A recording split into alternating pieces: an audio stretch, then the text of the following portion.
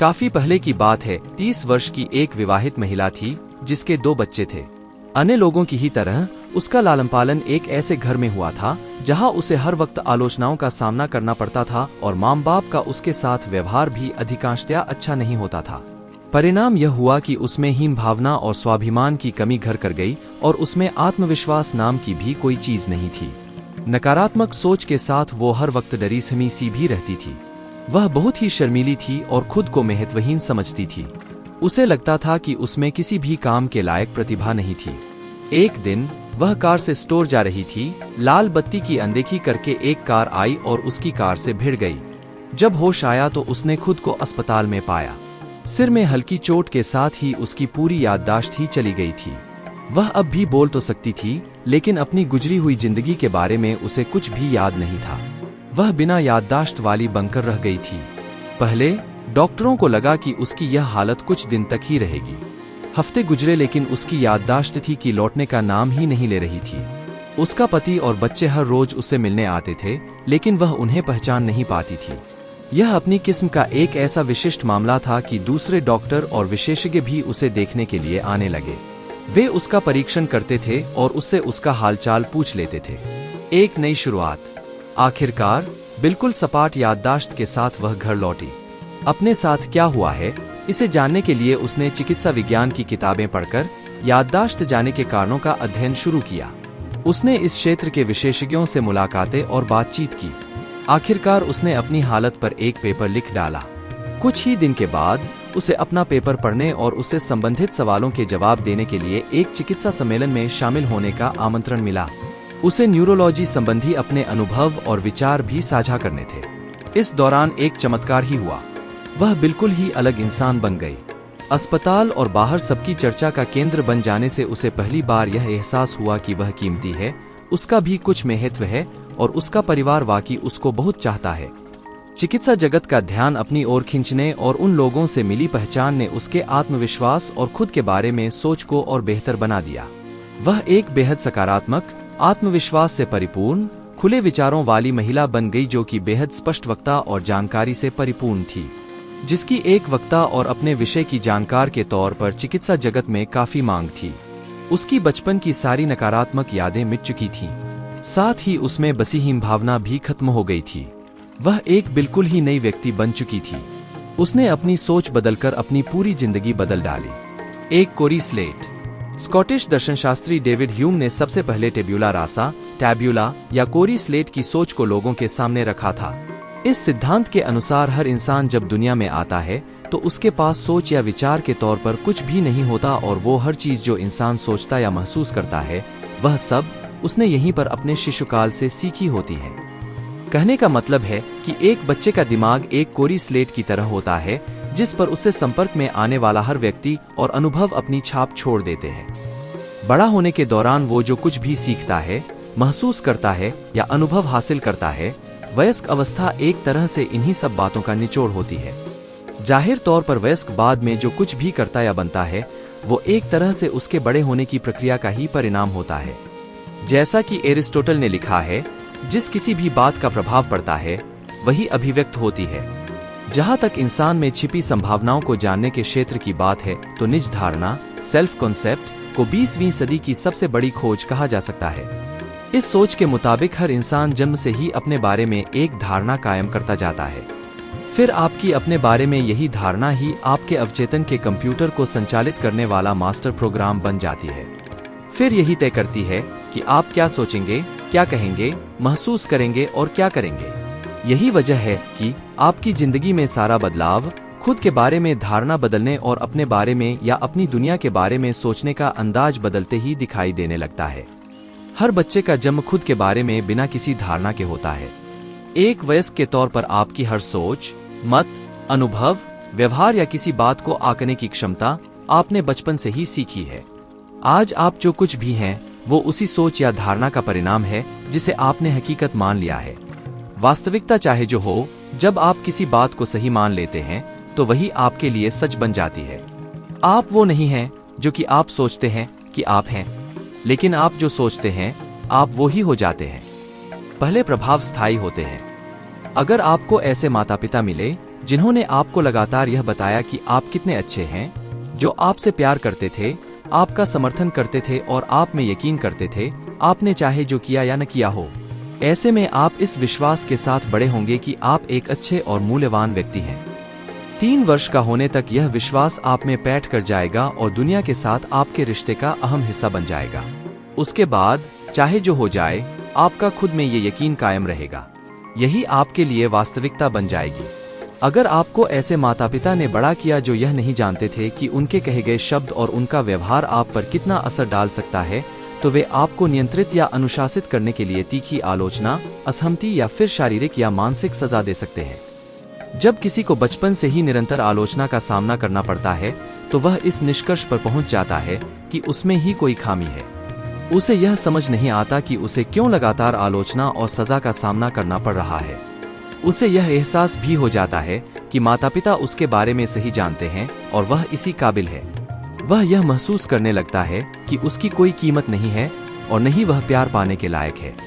उसकी कोई उपयोगिता ही नहीं है, इसलिए वह बिल्कुल महत्वहीन है।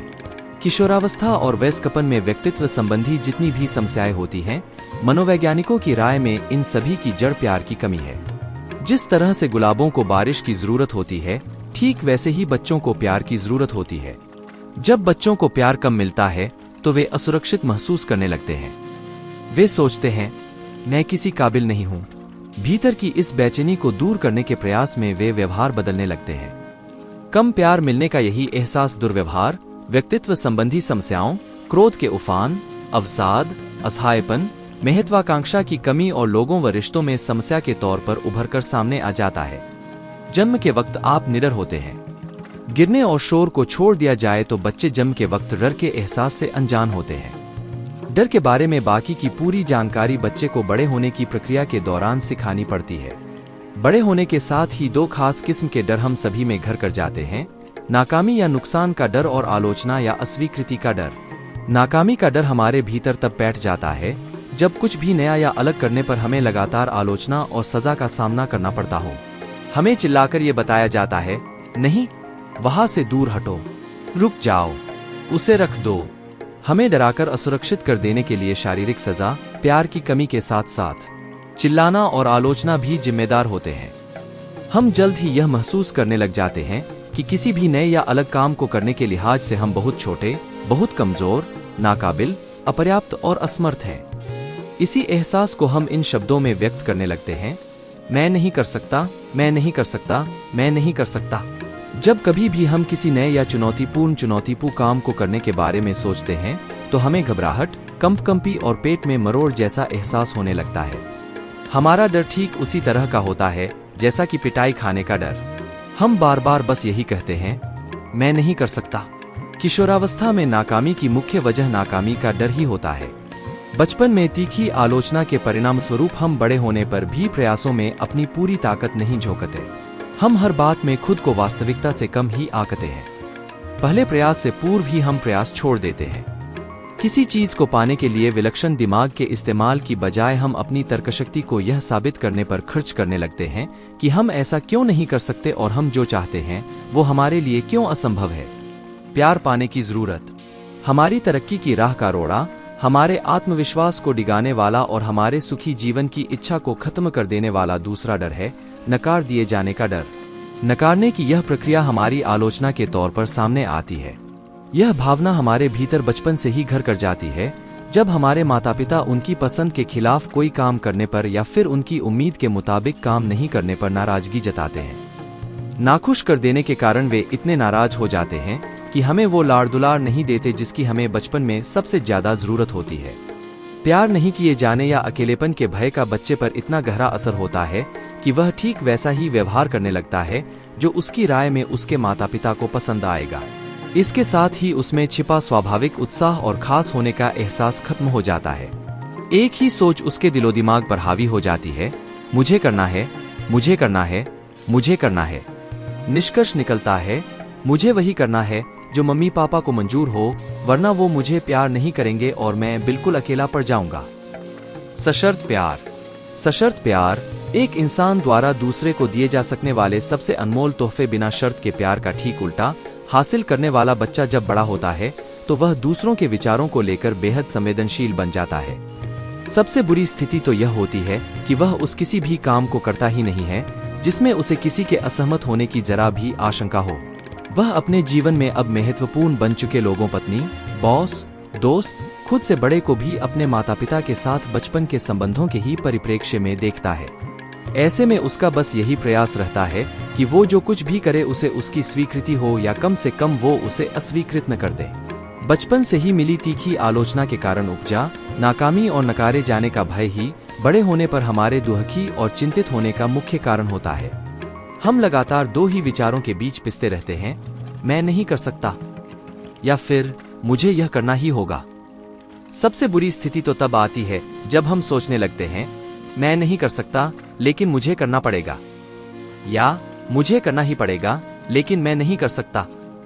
हम कुछ करना तो चाहते हैं लेकिन नाकामी या नुकसान का भय हमें घेर लेता है, या फिर नुकसान का भय न भी हो तो असहमति का भय हम पर हावी हो जाता है।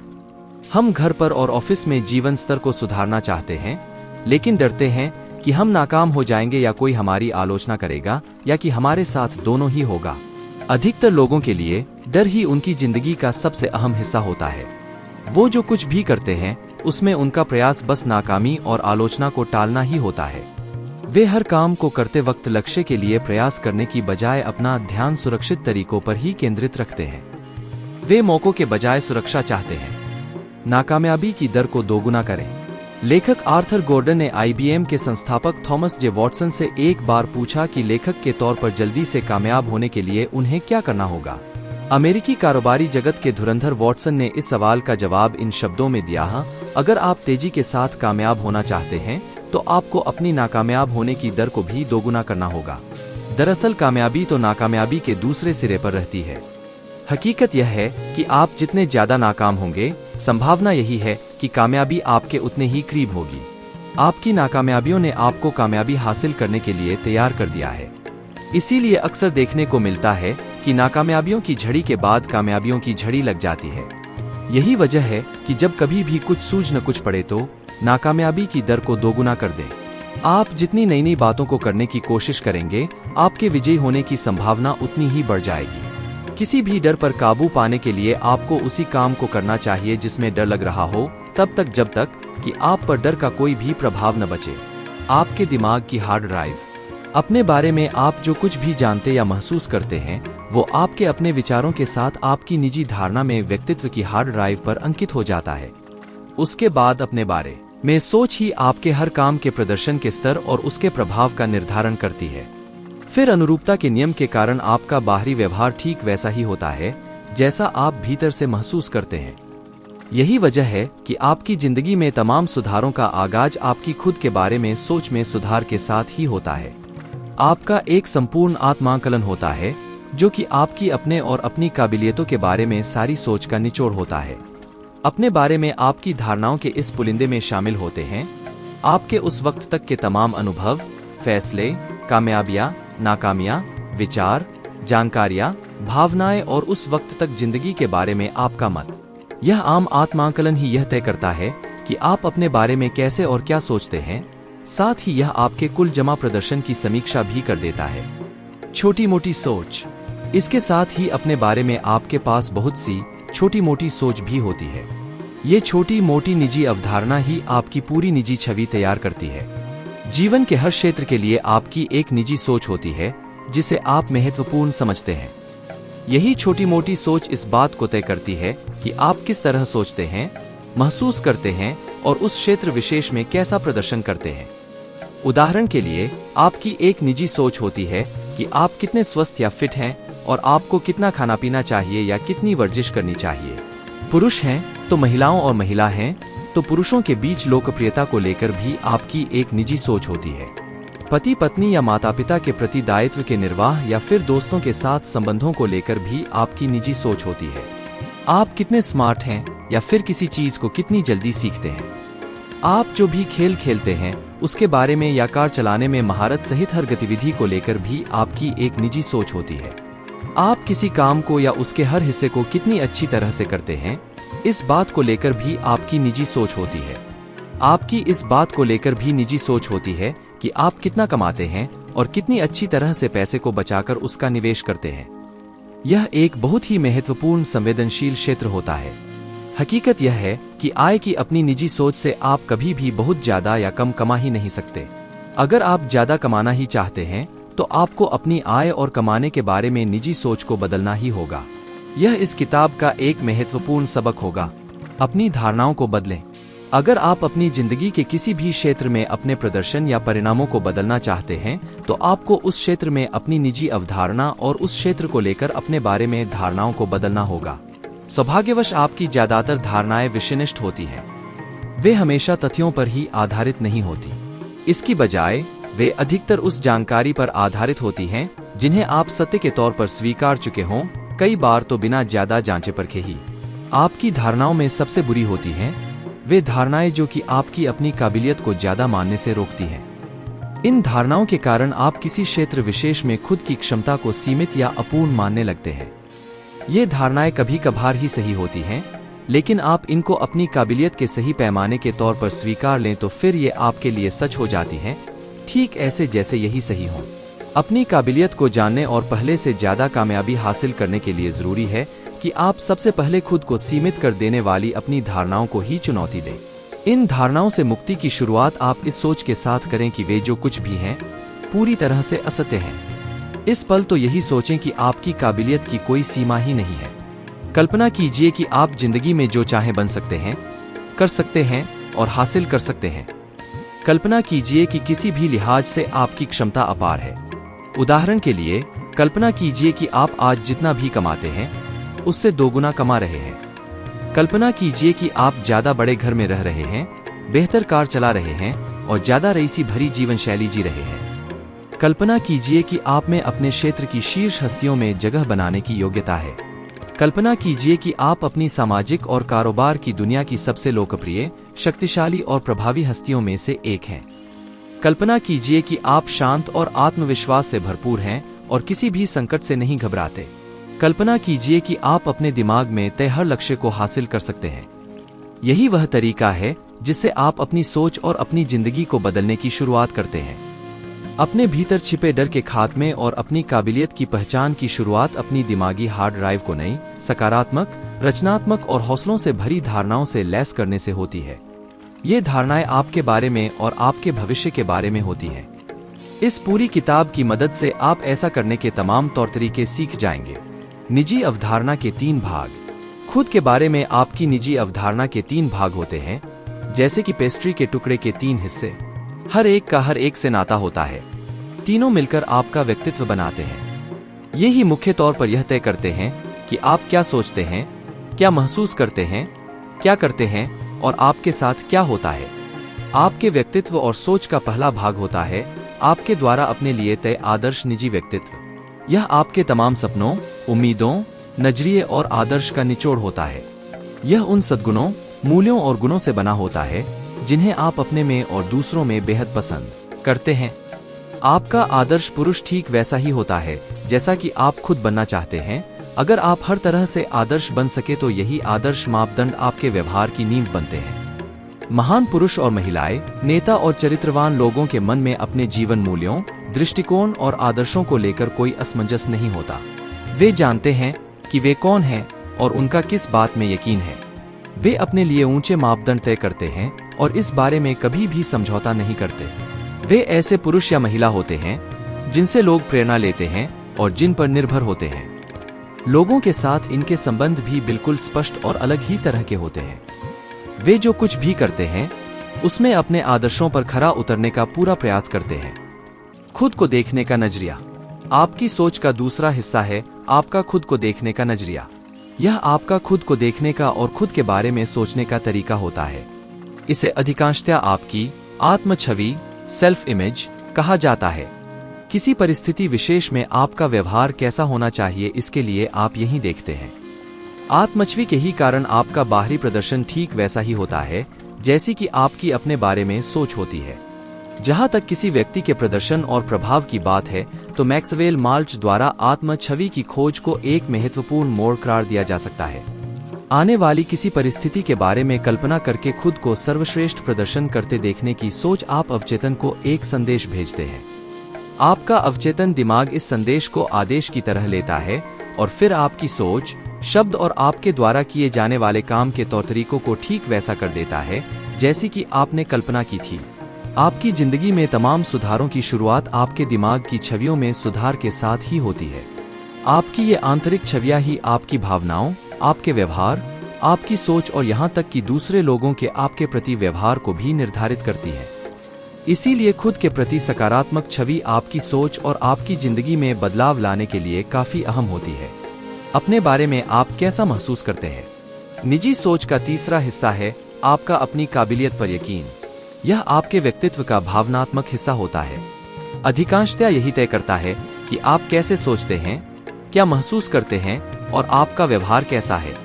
आपकी खुद की काबिलियत के बारे में सोच ही तय करती है कि आपके साथ जिंदगी में क्या होगा। आपके इस हिस्से को बयान करने के लिए सबसे बेहतरीन शब्द हैं कि आप खुद को कितना पसंद करते हैं। आप खुद को जितना ज्यादा पसंद करेंगे, किसी भी काम में आपका प्रदर्शन उतना ही बेहतर होगा। और अगर प्रतिवर्तन के नियम, लॉ ऑफ रिवर्सिबिलिटी को माने तो आप जितना बेहतर प्रदर्शन करेंगे, खुद को उतना ही ज्यादा पसंद करेंगे। आपका अपने प्रति सम्मान का भाव आपके व्यक्तित्व का प्रमुख हिस्सा है। यही वह ऊर्जा केंद्र है जो आपके आत्मविश्वास और उत्साह का स्तर तय करता है। खुद को आप जितना ज्यादा पसंद करेंगे, आप खुद के लिए उतने ही ज्यादा ऊंचे मापदंड रखेंगे।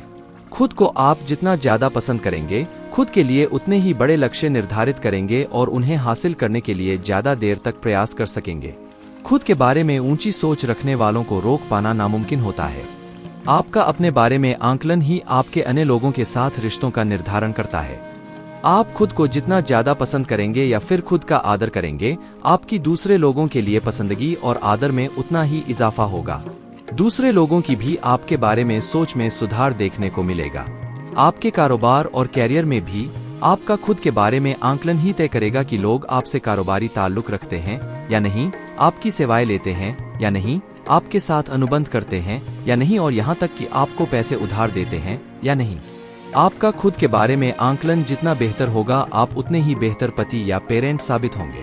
खुद के बारे में ऊंची सोच रखने वाले माता पिता के बच्चों की भी खुद के बारे में सोच ऊंची ही होती है। खुद के बारे में ऊंची सोच वाले घर को उसमें रहने वाले हर एक के लिए मौजूद प्यार, हंसी और खुशी से ही पहचाना जा सकता है। खुद के प्रति सम्मान का निर्धारक। खुद के प्रति आपके सम्मान का निर्धारण इस बात से होता है कि पूरी तरह से आदर्श परिस्थितियों में आपकी अपने बारे में छवि आपका वर्तमान प्रदर्शन और व्यवहार आपके द्वारा तय आदर्श व्यक्ति के प्रदर्शन और व्यवहार की सोच के कितना करीब है। आपके अवचेतन में हमेशा आपके आदर्श और आपके वास्तविक प्रदर्शन के बीच तुलना जारी रहती है। जब कभी भी आप खुद को अपने आदर्श के करीब पाते हैं, आप खुद को लेकर बेहद उत्साहित होते हैं। आप अपनी ही नजर में काफी ऊंचे उठ जाते हैं। आप खुश और संतुष्ट महसूस करते हैं। जब कभी भी आप कोई ऐसा काम करते हैं या ऐसी बात कहते हैं जो कि आपके आदर्श या आपकी राय में आपकी क्षमता से मेल नहीं खाती, तो आप अपनी ही नजरों में गिर जाते हैं। जब कभी भी आप अपने वर्तमान स्वरूप और उस आदर्श स्वरूप में जो आप बनना चाहते हैं बहुत ज्यादा फर्क पाते हैं, आप अपने ही बारे में बुरा महसूस करने लगते हैं। यही वजह है कि जब कभी भी आप किसी काम को करने में नाकामी या लोगों के साथ ताल्लुकात में खुद को कमजोर पाते हैं, तो एकाएक गुस्सा हो जाते हैं।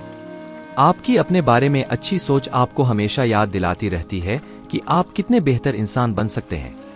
आपके व्यक्तित्व का आधार। मनोवैज्ञानिक आजकल यह मानने लगे हैं कि आपकी खुद के बारे में सोच ही आपके निजी विचारों और व्यक्तित्व का आधार होती है। व्यक्तित्व या प्रदर्शन के किसी भी हिस्से में सुधार आपके आत्मविश्वास को बढ़ाता है और आपको खुद को ज्यादा पसंद करने और सम्मान करने के लिए प्रेरित करता है। आप खुद को जितना ज्यादा पसंद करेंगे, अपनी नजरों में आपकी छवि और प्रदर्शन उतने ही बेहतर होंगे। साथ ही आप अपने द्वारा तय आदर्श पर खरे उतरने की ओर तेजी से बढ़ने लगेंगे। आपके लिए सबसे अच्छी खबर यह है कि आपके आत्मविश्वास में इजाफे के साथ ही नाकामी और नकार दिए जाने का आपका डर कम होता जाता है। यानी आप अपने आप को जितना ज्यादा पसंद करेंगे, आपका नाकामी का डर उतना ही कम होता जाएगा। आप अपने आप को जितना ज्यादा पसंद करेंगे, दूसरों के अपने बारे में विचारों से आपको उतना ही कम फर्क पड़ेगा। इसके साथ ही आपका आलोचना को लेकर भय भी कम होता जाएगा। अपने आप को पसंद करने के बाद अपने लक्ष्य और स्तर के आधार पर आप जितने ज्यादा फैसले लेंगे, आप दूसरों की प्रतिक्रिया की उतनी ही कम परवाह करने लगेंगे। अंतर्मन से संवाद सुधारें। जिस तरह से आप जो सोचते हैं, वही बन जाते हैं। ठीक इसी तरह से आप वह बन जाते हैं जो आप खुद से कहते हैं। अगर आप आने वाली किसी घटना को लेकर बेहद तनाव में हैं या असहज महसूस कर रहे हैं, तो खुद के लिए आप यह सबसे शक्तिशाली शब्द कह सकते हैं, मैं खुद को चाहता हूँ, मैं खुद को चाहता हूँ, मैं खुद को चाहता हूँ। जब कभी भी आप कहते हैं, मैं खुद को चाहता हूँ, आपका सारा डर खत्म हो जाता है और आपके हौसलों में वृद्धि होती है। ये शब्द, मैं खुद को चाहता हूँ, इतने ज्यादा शक्तिशाली और सकारात्मक हैं कि आपका अवचेतन उसे तत्काल किसी आदेश की ही तरह सहजता के साथ स्वीकार लेता है। ये आपकी सोच, एहसास और व्यवहार पर त्वरित प्रभाव डालते हैं। आपके शरीर की हरकत में सकारात्मकता झलकने लगती है और आप सीधे सीना तानकर खड़े हो जाते हैं। आपके चेहरे से सकारात्मकता और उत्साह छलकने लगता है। आपकी आवाज में दम आ जाता है और उससे आत्मविश्वास भी छलकने लगता है। आप खुद के बारे में बेहतर महसूस करने लगते हैं और परिणाम स्वरूप आप अपने इर्द गिर्द मौजूद लोगों से ज्यादा गर्मजोशी भरा दोस्ताना व्यवहार करते हैं। आप जिस वक्त अपनी सोच के आधार पर काम करने लगते हैं, तो अपनी सोच और अपनी जिंदगी को बदलने की प्रक्रिया का आगाज करते हैं। शुरुआत आप अपने लिए एक सुस्पष्ट, सकारात्मक, उत्साही और प्रेरणा देने वाला आदर्श चुनकर करते हैं। यह उस व्यक्ति से पूरी तरह से मेल खाता है जो कि आपकी राय में वह आदर्श है जो आप बनना चाहते हैं। आप खुद को हर काम में बेहतरीन प्रदर्शन करने वाला सोचकर अपने बारे में सकारात्मक छवि बना लेते हैं। अंततः आप बिना किसी शर्त खुद को एक उपयोगी और काम के व्यक्ति के तौर पर चाहने लगते हैं और स्वीकार लेते हैं। इससे आपकी अपने बारे में एक बहुत ही अच्छी और अप्रभावित होने वाली सोच बन जाती है। अपने मूल गुणों को पहचानें। आपके जीवन की घटनाओं और लोगों के प्रति आपकी सोच और प्रतिक्रियाओं में से अधिकांश का निर्धारण तो आपके मूलभूत गुण ही करते हैं। ये तमाम विचार, धारणाएं, मत और निष्कर्ष आपको बचपन से ही मिल रही जानकारियों और नतीजों का ही निचोड़ होते हैं। वे न केवल आपकी निजी सोच बल्कि जिंदगी का फलसफा भी तय कर देते हैं। अपने मूलभूत गुणों से आप जितने आश्वस्त और सहमत होंगे, आप जो कुछ भी कहेंगे, करेंगे, महसूस करेंगे, उसके निर्धारण और नियंत्रण पर उनका उतना ही ज्यादा दखल होगा। अगर आप खुद को एक बेहतरीन इंसान समझते हैं जिसमें ढेर सारी प्रतिभा और काबिलियत है, ऐसा शख्स जो लोकप्रिय, मित्रवत, स्वस्थ, ऊर्जावान, उत्सुक, रचनात्मक और बेहतरीन जिंदगी का हकदार है, तो आपके मूलभूत गुण ही आपको तय लक्ष्य की ओर ले जाएंगे। ये आपकी मेहनत करने, खुद का विकास करने, दूसरों से बेहतर व्यवहार और दिक्कतों में संघर्ष करके अंततः कामयाब होने में मदद करेंगे। उसके बाद काफी लंबे वक्त तक यह आपका साथ देंगे। जिंदगी में आपके साथ क्या हुआ यह महत्वपूर्ण नहीं है। केवल यह बात मायने रखती है कि जो कुछ भी हुआ उस पर आपकी प्रतिक्रिया क्या थी। उसमें इस बात से भी कोई फर्क नहीं पड़ता कि आप किस पृष्ठभूमि से आए हैं। फर्क केवल इस बात से पड़ता है कि आप कहाँ जा रहे हैं। और आप कहाँ जा रहे हैं, यह तो केवल आपकी कल्पना की उड़ान पर ही निर्भर करता है। कल्पना की उड़ान की चूंकि कोई सीमा नहीं है, इसलिए आपके भविष्य की भी कोई सीमा नहीं है। यही वे मूलभूत गुण और धारणाएं हैं जिनकी आपको अपनी काबिलियत के पूरे इस्तेमाल के लिए जरूरत है। मिथकों को तोड़ना। दुर्भाग्य से हमारे बड़े होने के साथ ही कई ऐसे मिथक हमारे साथ जुड़ जाते हैं जो कि बाद के जीवन में हमारी कामयाबी, खुशी और संतुष्टि की राह के रोड़े बन जाते हैं। आइए आपकी राह में बाधा बनने वाले इन मिथकों को एक एक करके जानें। पहला और सबसे खराब मिथक इस एहसास में छिपा है, मैं किसी काबिल नहीं। यही वो मिथक है जो आप में हीनता और अभाव की भावना को जन्म देता है। हम दूसरों को केवल इसलिए खुद से बेहतर मान लेते हैं क्योंकि वे वर्तमान में हमसे बेहतर स्थिति में हैं। हम महसूस करते हैं कि वे हमसे ज्यादा काबिल हैं। ऐसे में निश्चित ही हमारी काबिलियत उनसे कम होनी चाहिए। नाकाबिल होने की यही भावना हमारे भीतर गहरे तक बैठ जाती है और इसी वजह से हम खुद को किसी के सामने अच्छी तरह से पेश नहीं कर पाते। नतीजतन हम अपनी काबिलियत से कम में ही संतोष कर लेते हैं। नए लक्ष्यों को हासिल करने में नाकामयाबी तो बाद की बात है, हम पहले नए लक्ष्य ही तय नहीं करते। यही वजह है कि आपको अपने भीतर यह गुण या तो विकसित करना होगा या फिर ऐसा महसूस करना होगा कि आप न केवल अच्छे हैं बल्कि आप में अपने क्षेत्र में कामयाबी हासिल करने के लिए अनिवार्य सारे गुण हैं। कुछ भी करने, बनने के लिए आप में अपार संभावनाएं छिपी हैं। आपने अब तक जो भी हासिल किया, आप उससे कहीं ज्यादा हासिल कर सकते हैं। जैसा कि विलियम शेक्सपियर ने द टेम्पेस्ट में लिखा है, जो बीत गया वो तो महज प्रस्तावना थी। आपने पहले जो कुछ भी हासिल किया है वो तो इस बात का संकेत मात्र है कि भविष्य में आप और कितना कुछ हासिल कर सकते हैं। खुद से सकारात्मक बातचीत करें। आपके शब्दकोश में सबसे दमदार शब्द वे ही होते हैं जो आप खुद से कहते हैं और जिनमें आपका विश्वास है। आपकी खुद से बातचीत, अंतर्मन से बातचीत ही आपकी 95% भावनाओं का निर्धारण करती है। जब आप खुद से बातचीत करते हैं तो आपका अवचेतन मस्तिष्क इसे आदेश की तरह दर्ज कर लेता है। फिर इसी के लिहाज से आपका व्यवहार, निजी छवि और आपके शारीरिक हावभाव तय होते हैं, जो कि इन शब्दों के ही अनुकूल होते हैं। अब इसके बाद आप अपने आप से उसी तरह की बातचीत करें जैसा आप बनना और करना चाहते हैं। अपने आप से ऐसी कोई भी बात मत कहिए जो कि आप किसी भी दशा में सच करना नहीं चाहते। बस यही सकारात्मक और दमदार शब्द बार बार दोहराते रहें, मैं इसे कर सकता हूँ। किसी भी आयोजन से पहले अपने आप से यह शब्द कहें, मैं अपने आप को पसंद करता हूँ।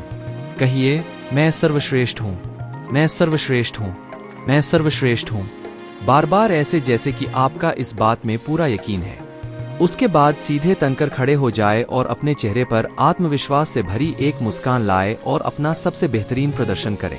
जल्द ही यह आपकी आदत में शुमार हो जाएगा। आप सर्वश्रेष्ठ के हकदार हैं।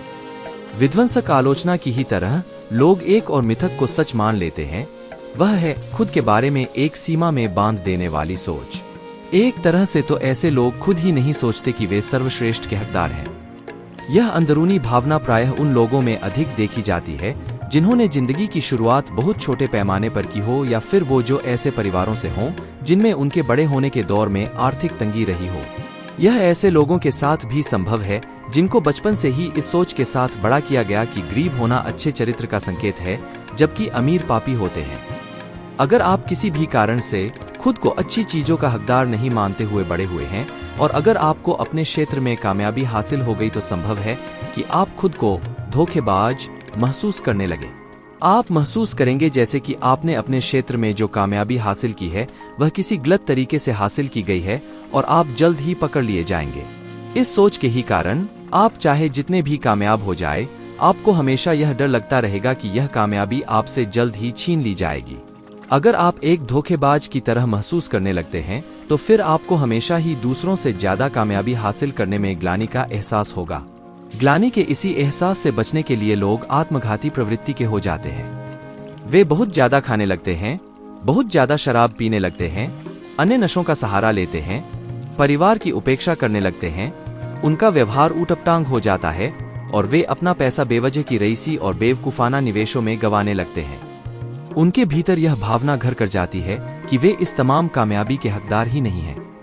परिणाम यह होता है कि वे अक्सर कामयाबी से दूर हो जाते हैं, खुद को दूसरों की सेवा में समर्पित कर दें।